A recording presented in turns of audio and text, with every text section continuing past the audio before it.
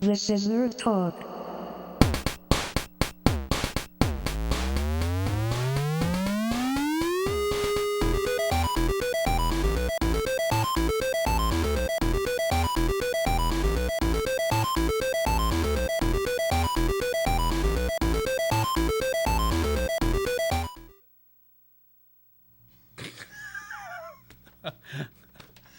Hi, I'm Mike. And I'm Kurt.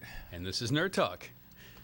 And why don't we just introduce her right off so she can panel with us? Yep. Our guest, Lana Peck from Hi. Torrington, Connecticut, and LanaPeckMusic.com, and 1,000 other places. And Glum Puppet. And GlumPuppet.com. Yeah. Yeah. That's right. Yeah. Yeah. So, Yeah. do we want to I think we should start with the news. go right into the news? Okay. Yeah. All right. So, Oracle versus Google, and go. Yay, Google won. Yeah, that's a big deal. I mean, you have all these APIs that are supposed to be a public thing. They're saying that they are fair use to use APIs, which would make sense because you don't want to have to license every single call you make for all your software. Right. know. And that was a danger of that. So, yeah. Well, not only that. Sun, before it was bought by Oracle, was all like, hey, yeah, that's cool. Yeah, go ahead and use it. Please spread it out as much as possible. Yeah. And then Larry Ellison was like, wait, I need a new anchor for my yacht. Made out of pure gold. Yes, so. Yeah, no, that was very cool. Yeah. So, so it's a very, very good thing. And then we will definitely have some new, we're definitely going to have some, we'll continue to progress with Android, which is a good thing because that's mainly based on Java. Well, it's Linux, but Java apps. Yeah. So that's a good thing. Yeah. Excellent. All right. So this is something that I ran into. U.S. court says that no warrant is needed for cell phone location data. The Fourth Circuit Court of Appeals in Richmond, Virginia, voted 12-3 that the government can get the info because it has already shared the info with a third party, namely the phone company. And we're hoping that I'm hoping that this gets turned around because. Well, do they need a warrant to get GPS data from a GPS? Like if you just have a GPS sitting in your car, not a phone, but a GPS. Well, GPS sitting in your car doesn't send data back up. It only collects data, right? It's only getting this like a TomTom. Yeah. Oh yeah. So yeah. that's just receiving. It doesn't send. Oh, so you mean directly from the phone company? Yeah. Oh, that's not good. That's and not you good. can make TomToms talk and say things that you want. You can. Yes. Oh, actually, one of the best things I've ever heard was on the TomTom. By the way, I think that's really despicable. I think it's horrible. Yeah, but, that upset me. But speaking of GPSs,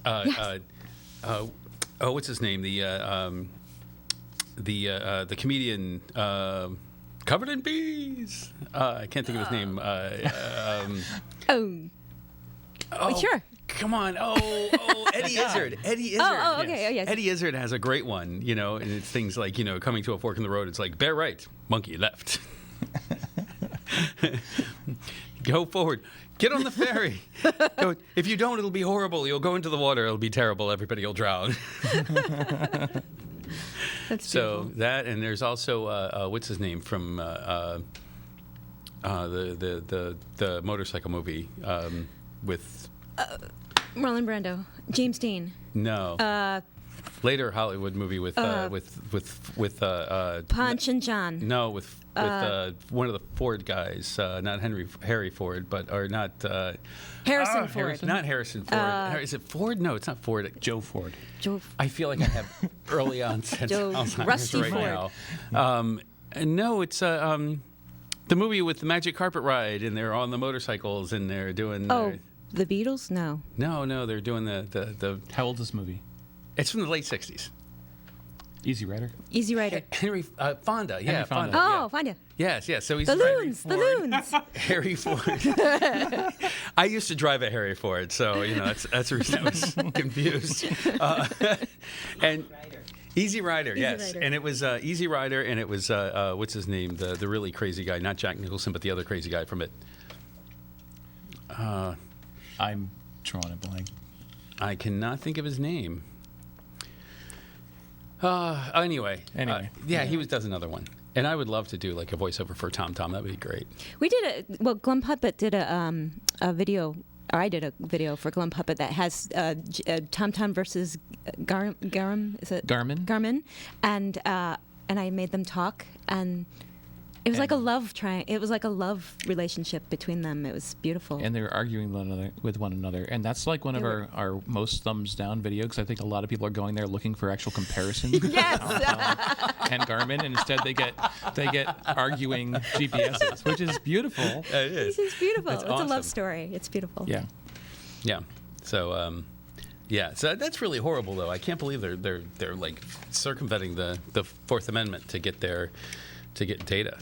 That's really crappy. Yeah. That upset me. I'm hoping that gets turned around. Yeah. So, what else we got on the news? This is just a rumor. The next iPhone will be 32 gigabytes on its base model, and they've lessened their design cycle so that it's extended to 3 years instead of every 2 years. So the lifespan of your equipment hopefully will last a little longer if they're doing that kind of stuff. I'm hoping so. Yeah. I'm It'd be nice. I'm an Android user though, so Yeah. whatever. So we actually have a cool thing. I have a video for it. These guys, amateur builders, decided they wanted to make a real life Pong game as though it's actually in the world rather than just on a computer screen, and they did it. These guys are not engineers, they're not builders, and check this thing out. Cool. Oh, whoa! Wait, it's like our air hockey. It's like air hockey, and it has. Is it magnetic underneath? I think it's magnetic, and it looks like from the pictures they had of the build, it looks like they are using some sort of plotter. Oh, neat.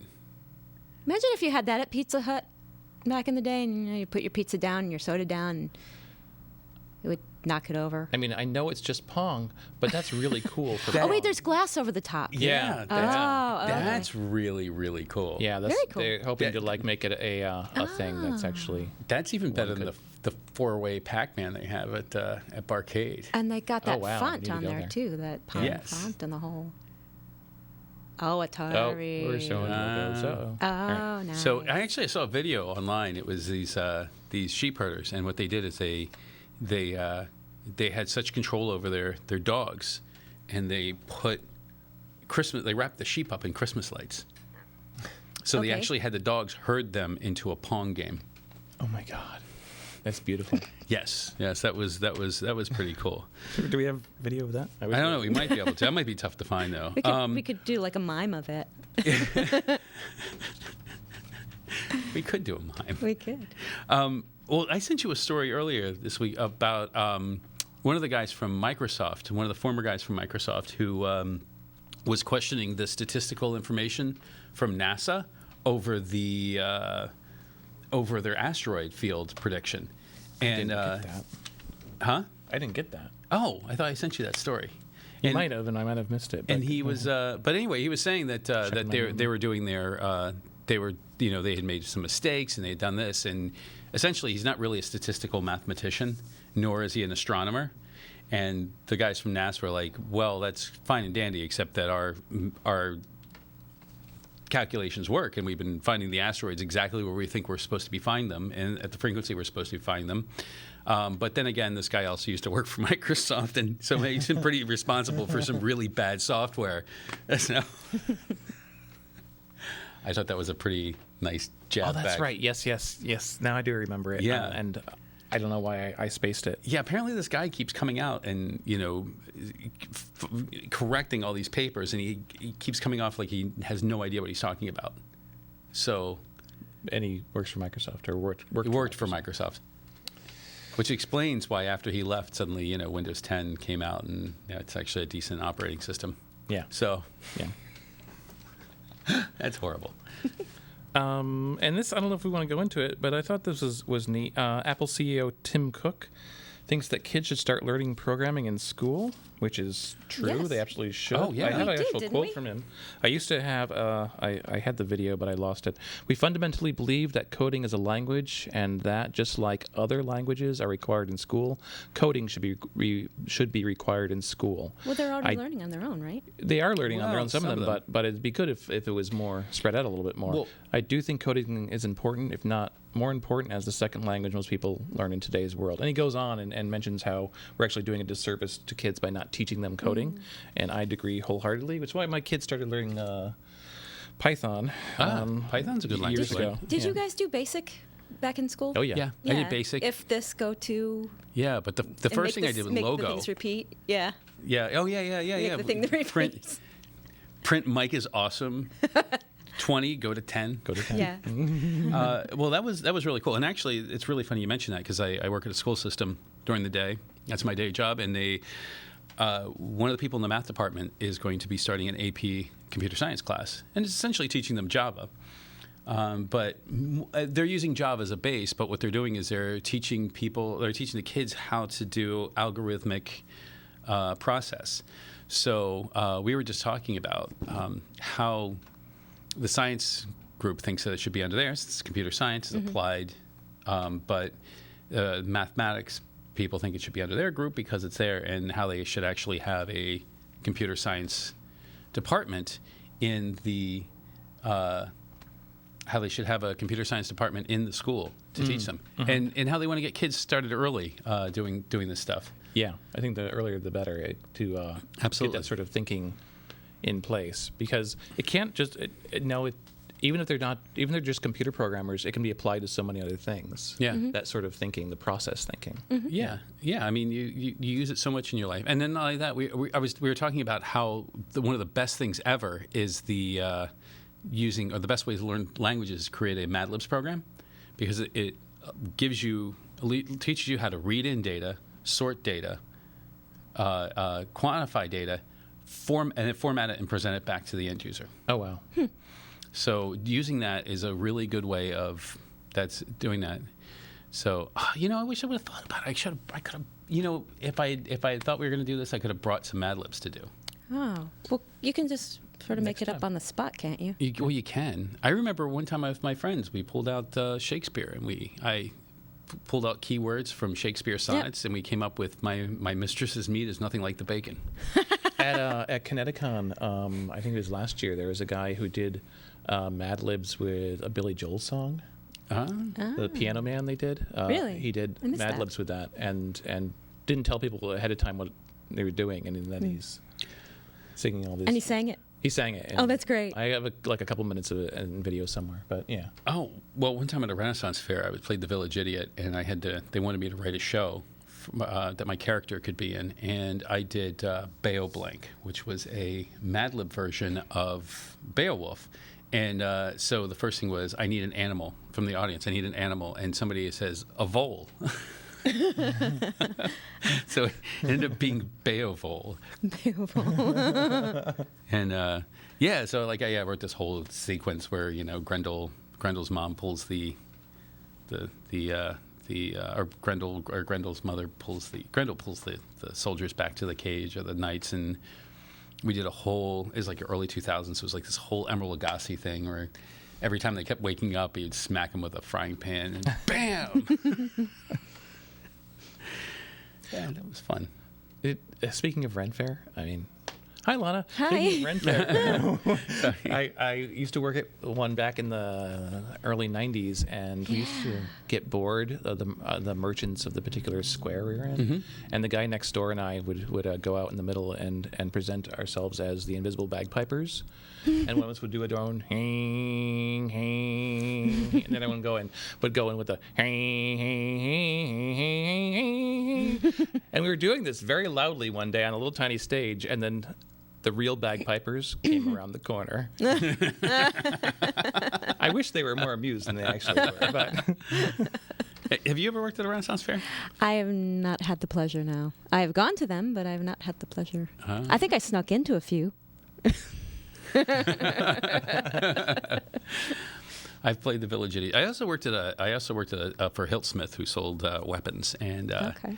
and working at a Ren fair can be fun, but sometimes it gets really tedious sometimes because some people forget that they are no longer like, the gate closes and you've just been speaking in an accent all day and you're just like, ah. And so I remember one time I was walking back to the campsite and somebody comes up and says, pardon me, would thou knowest the way to the privy? It's like, yeah, the fair's over and the can is that way. It was just like that tree over there. Yeah, exactly.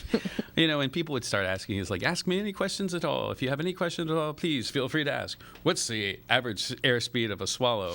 And it's like, oh, just not this one again. It's like, Italian or Polish, So, yeah, after a while you would get really... And you get bored, too, because they're selling knives and swords. It's like, home piercing kits. So, but yeah, Renaissance fairs are fun. Yeah, they're fun. Yeah. So, wow, this took a whole... Yeah, we went in an entirely different direction. Should we do our one email real quick, or do you want to save that for another time? We can do the email. Okay, real quick. We did get one email. Thank you so much, Edward L. from New Haven, Connecticut. He writes, "Hello, Mike and Kurt," and it's Kurt with a K, not a C. Would you please define the terms nerd and geek and what you see as the differences between them, if any? I enjoy the show, but don't let that go to your heads. Nerd on, Ed. Well, I will say this. A nerd tends to be somebody who's extremely into a particular thing, like comic books. Mm-hmm. There can be sports nerds and music nerds and people like that, and they usually tend to be very fan-oriented. And geeks are people at the sideshow who eat small rodents. Bite the heads off chickens. Yes. Chickens. So where would furries fall? Wherever they want to. Wherever they want to. So Lana. Yes. Speaking of furries. No. Well, I brought some stuff. You got some stuff? Yeah, they're cute. Oh. Look, it's a bag I forgot I had this bag. It's a trash panda. It's really cute. It ties on their back and stuff. That's awesome. And It's I a brought Tanuki suit. And what did you... What's in there? Is it... This is not my bag. Oh. Whose bag is it? Well, there's dead grubs in here. Nose crops? Yes, it's his nose crops bag. Nose crops the mole. Yes. Well, that's good because, grubs are nourishing for moles. They are very, very much so. I have met nose crops once. Yeah. Nose crops is awesome. Nose crops put up a video the other day. Well, yeah, Nose Crops has a video. I think this is a good video. Well, Nose Crops was trying to, the cup song? Where you had the cup and you're going... That viral thing and everybody's doing it. So Nose Crops wanted to join in and do the version of it. And this is what we came up with, I guess. So it's on the computer. It's in the NerdTalk folder. The cup song. We didn't plan this at all. Cups. We didn't plan Which is different than the Red Solo cup we song, didn't tell anybody. No, I think we told them. I think it was... We did? Oh, okay. That's okay. It's on the NerdTalk 2 folder on the desktop. So, Nose Crops is very... Oh, there we go. Oh, there we go. Check this out. There's Nose Crops. Yay. I think this has sound also. I don't know. Yes, a little bit.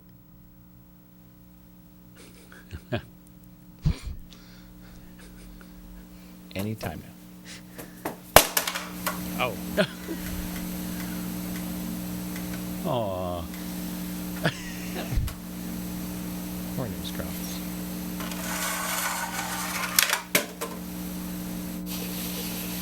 Oh, these are repeated steps. Oh, what a trooper. Nose Crops Yes. trying again. Okay. Yay. Yeah.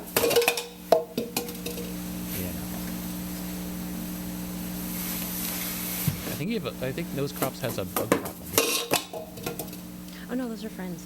Okay.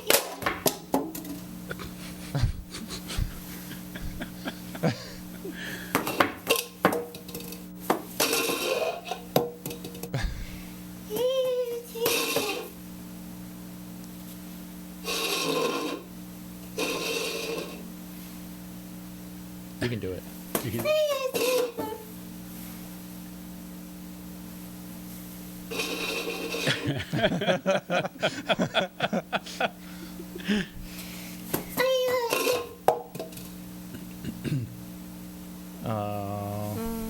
Or nose crops. Wow. So that was nose crops. That was good. I especially like that nice wide angle lens you used for the make the hands look even bigger. Oh no, that's they're real hands. Nose crops' hands are huge. Yeah. Okay. Say no more. Yeah. And the size of a mole's hands, the size of its nose, are inversely smaller. Oh, okay. Yeah. Yeah. Because nose crop's a rather large mole. Yes. Yeah. Yeah. Well, those are large grubs. We got 9. Oh yeah, they are large grubs. Yeah.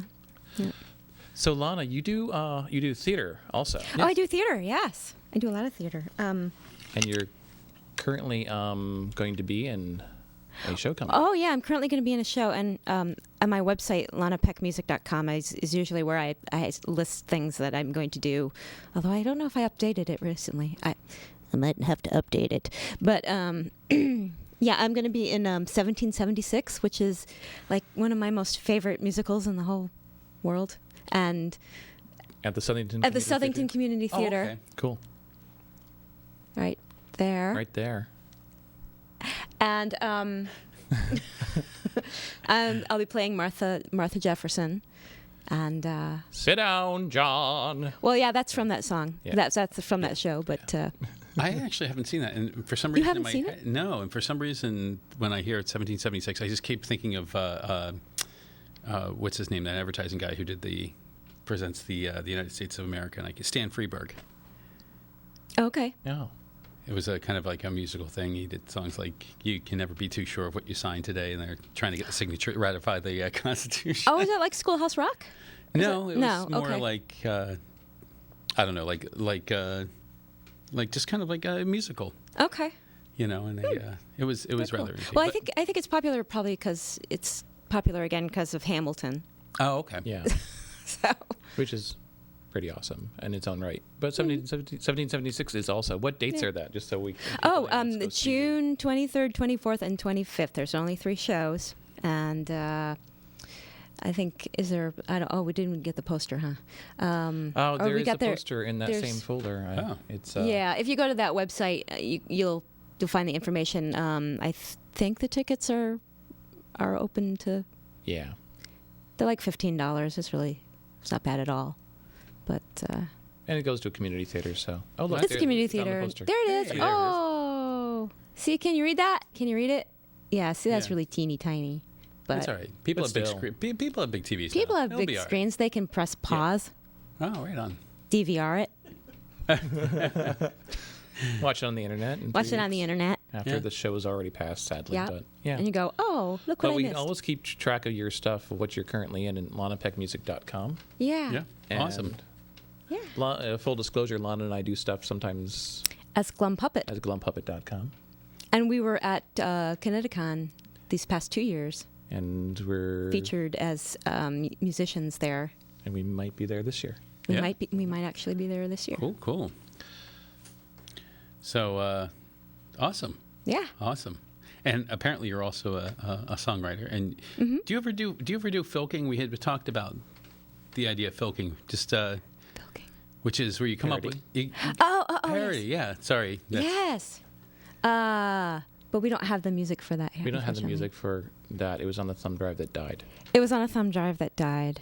Well, that's okay. I mean, But we because can talk about it's it. just a very nerdy tradition. So I mean, now filking, because this is the second time I've heard this word, and I think the first time was last night or the night before or something. At my house, and you're kind But of I like, was what? I'm kind of like, what? I can't believe What? you've I've never heard of this that. term. Yeah. I mean, Parody. Weird Al It's the same calls exact it thing. parody. Yeah, But yeah. I call it parody. But is it just that you're rewriting lyrics to You the can. melody? Yeah, and Or usually it's- it's something you come up with on the fly. But I think Okay. we have about 5 minutes, and you have written a song about a lot of people's favorite doctor.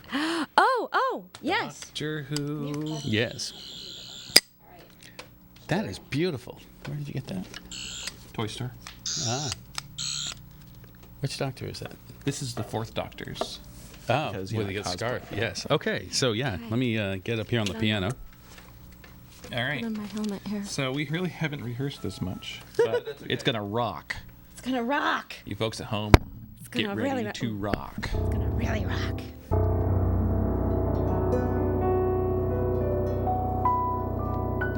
Oh, that's so beautiful.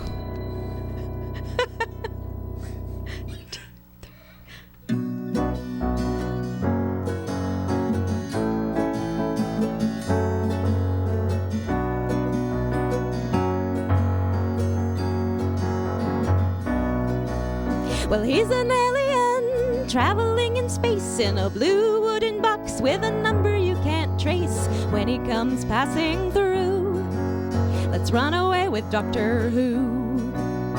Who, what's his name? Who, what's his face? You think he's the player on first base. Well, clearly you don't have a clue. You should watch Doctor Who. Now, if your planet's in trouble, whatever be the case, the Cybermen attack or your timeline is erased, he'll know just what to do. Let's go ask Doctor Who. You see, he's really not a man, 'cause he regenerates. He's got two hearts that none can penetrate, but many have tried to get through to steal the hearts of Doctor Who. 'Cause he's an alien traveling in space in a blue wooden box with a number you can't trace when he comes passing through. Let's run away with Doctor Who. Now, if you meet a creature, his lips are like a squid. He holds his brain in his hands. You'd know it if you did. You have just met an ood. I know, 'cause I watch Doctor Who. But if you meet a Dalek, run, don't hesitate. They roll around killing humans, yelling, "Exterminate!" They may try to kill you too, just to get to Doctor Who. Why? 'Cause he's an alien traveling in space in a blue wooden box with a number you can't trace when he comes passing through. Let's run away with Doctor Who. If you see a statue of an angel, she's not what you think. Don't turn your back, don't look away, don't you even blink. She wants to suck the life out of you. Aren't you glad you watched Doctor Who? Now, did I mention Cybermen? They march around in troops. They don't really kill you, they just take your brain and your nervous system and stick it all in a metal suit. Ew. A nightmarish thing to do, but it only happens on Doctor Who.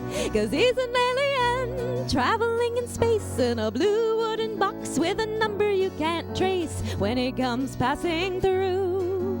Let's run away with Doctor Who. If you're in a 51st century library, don't let your shadows touch. When they melt your flesh away, you won't like it very much. But if they happen to have a sonic screwdriver, you might be saved by Doctor Who. Now there's this episode, it takes place in 1941. There's a dead boy walking around with a gas mask for a face going, "Are you my mummy? Are you my mummy?" It's creepy, but it's really cool. You should watch Doctor Who. Now, Tom Baker's cool. Davison is neat. David Tennant's a pretty boy. Matt Smith is really sweet. No matter which one you choose, they're all really Doctor Who. And he's an alien traveling in space in a blue wooden box with a number you can't trace when he comes passing through. Let's run away with Doctor Who when he comes passing through.